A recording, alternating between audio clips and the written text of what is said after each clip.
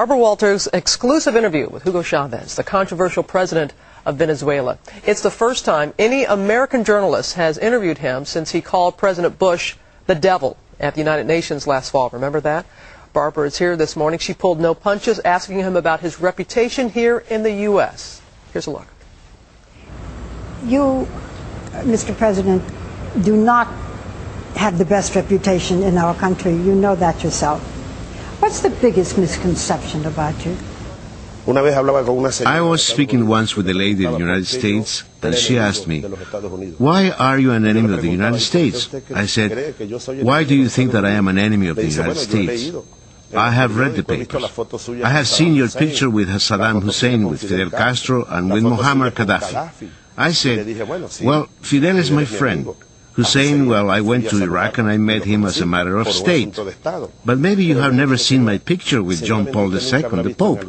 2 times I visited him. All my pictures with Clinton, both times we met. They only published the pictures to demonize Hugo Chavez." As I talk with you, you are a very dignified man.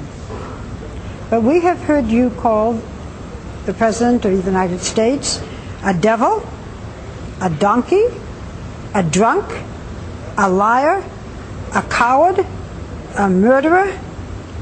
What does all this name-calling accomplish? Yes, I called him a devil in the United Nations. That's true.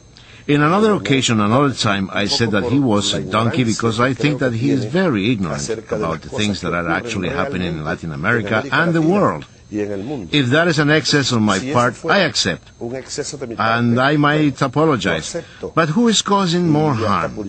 Do I cause any harm by calling him a devil? He burns people, villages, and he invades nations. Are there any circumstances under which you would invite President Bush to Venezuela? No, never.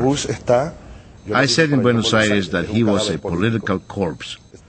Fortunately, he will not remain in office for long. I want to talk to you about Iran. As a close friend of President Ahmadinejad, do you support him when he says that the state of Israel should cease to exist? Do you agree?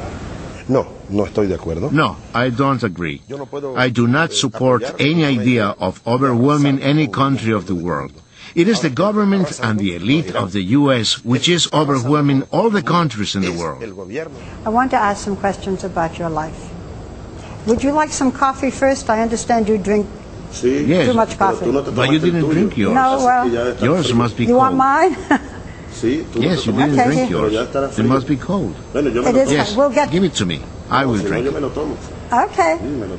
Yeah, I will drink it. I drink a lot of coffee, beyond any advisable or any medical recommendation.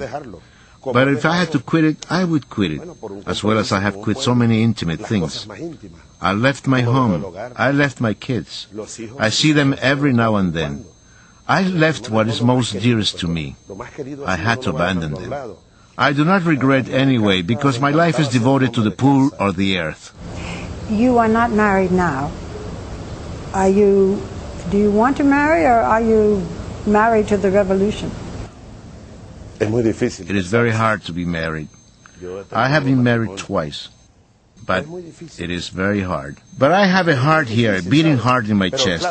I've got blood running through my veins, you know.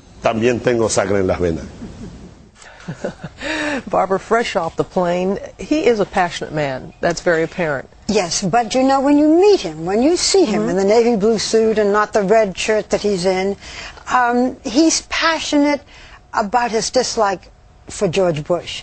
He does like this country, and he's passionate about his feelings about America, and he feels that with the new president that we can be friends.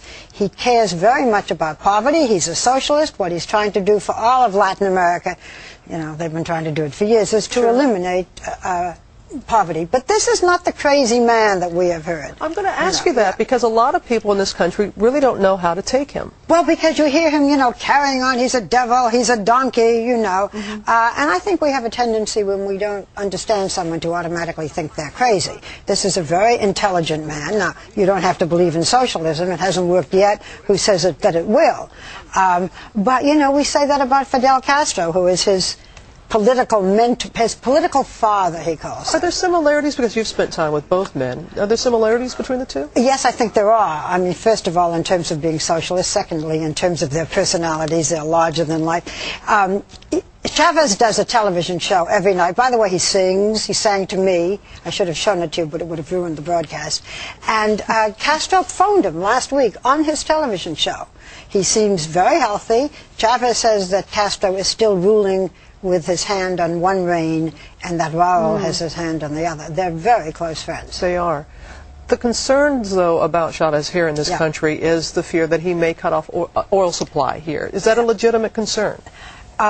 Look, he says that we're trying to assassinate him, that the CIA is trying to assassinate him, and he has said that we might invade. If we invaded, and he says that that's not going to happen, those would be the only circumstances, he says, in which he would cut off oil. But remember, Robin, that he has been selling cheap oil in this country through Citgo, which they own, in the Northeast when there are cold spells like now. He helped in Katrina. Now, this could be PR, but oil is oil. So far, no plans to cut it off, and that's good news. He think he would do very well if he ran for office here in this country. If I came to this country, I could run an election if I changed my name to Nikki Chavez, because I am for humanity, I am for disseminating the wealth, I am for helping people. He says I would win. So put his name down on the list. So many others are running. Barbara, thank you. Insightful as always.